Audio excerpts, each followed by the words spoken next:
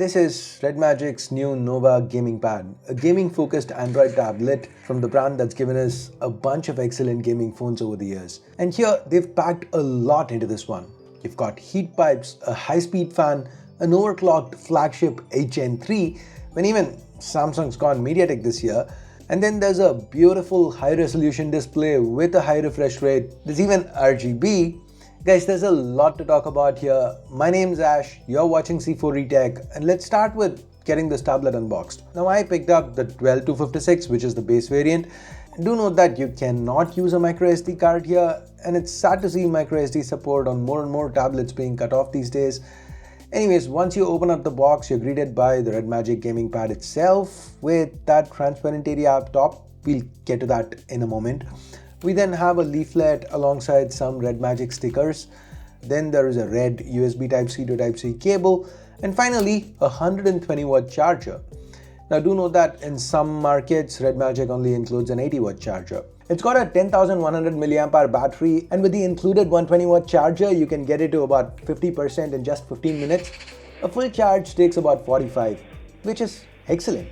Now the display, it's an almost 11-inch 16:10 panel with a 2.8K resolution, meaning the pixel density, it's 312 pixels per inch, which is much sharper than what you see on other tablets with a display this size. Now the 144Hz refresh is also pretty cool. The touch sampling rate is 840Hz, so these two, they should definitely be interesting for gamers. Now the brightness tops out at a little over 500 nits, which is not great even by LCD standards, but it should be fine for usage indoors. Now Redmagic has not talked about the glass they've used for protection or an IP rating, but for what it's worth, Jerry Rig Everything's video showed that they have rubber grommets everywhere, so an accidental splash might not necessarily spell doom for this. But wait, didn't you say it has a fan? Now if that's your question, good. Unlike on Redmagic phones, there is no vent here for intake and exhaust. They've instead used the fact that the body here is a lot larger than a phone to have this fan circulate air on the inside and spread the heat evenly, to help with dissipation. Now the results, they were kinda great. Let me explain. If you see the stability scores here with the fan off, they're very high, meaning there's already very little throttling going on. This seems to be because of the large heat pipes that Redmagic's put in, the excellent cooling system. Now these are the numbers that we got with the fan on. So it doesn't seem like turning the fan on or off affects the stability all that much, does it? But what it does do is spread the heat out more, meaning when you're playing for longer than 30 minutes or so, it should help retain the performance.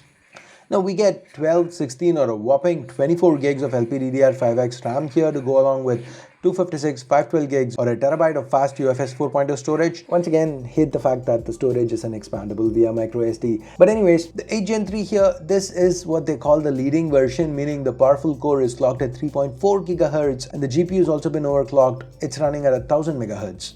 Now, no matter what game you run, the Nova seems to have no issues. Smooth, maxed out gameplay, regardless of the game. That's what you're going to be seeing. And by the way, you can play powered by the wall adapter, meaning the battery won't be charged so that there's no heat generation. Another nifty little trick from Redmagic to sustain performance. So this is the best gaming experience you're going to have on a tablet. See how I said tablet or not Android tablet? Because if you think about it, iOS these days has AAA games. But then Android has win later, meaning games like Resident Evil Village are playable on the Nova too. I haven't personally gotten into Windows emulation yet, but it does seem to be doable.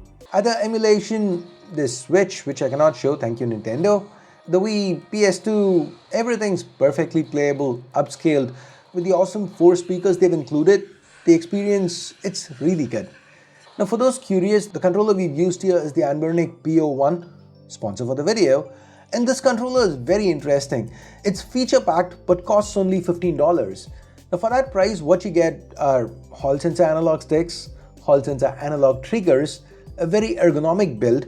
It works with Android, iOS, Windows, and even the Switch. Talking about which, that's a good use case for the 6-axis gyroscope, which is also built in. Now for connectivity, you get Bluetooth 5.3. You can also use it wired via USB Type-C.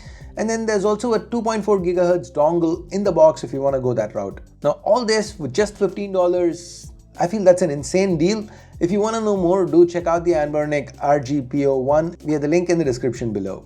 Now coming back, let's talk about the ergonomics on the Redmagic Nova. Compared to other 11-inch tablets, this is a little heavier. Now that's because of the much higher capacity battery and all the cooling stuff that Redmagic's added. It's also slightly thicker, but I don't think we can really complain about 7.3 millimeters of thickness, right?